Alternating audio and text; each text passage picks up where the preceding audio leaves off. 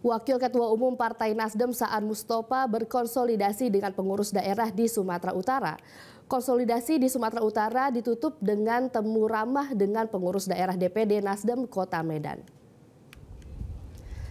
DPD Partai Nasdem Kota Medan menjadi wilayah kelima yang dikunjungi oleh Wakil Ketua Umum Partai Nasdem Saan Mustopa di Sumatera Utara. Sebelumnya Saan telah berkonsolidasi dengan pengurus daerah Toba, Samosir, Simalungun, dan Pemantang Siantar.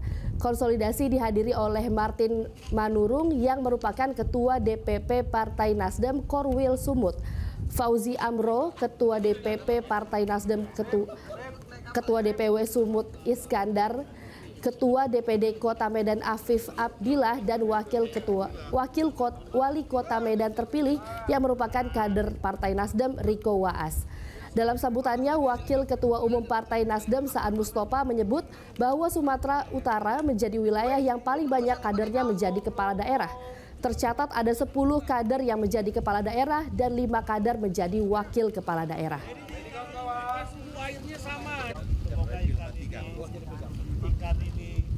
Kita ini kan danau yang begitu luas, luar biasa.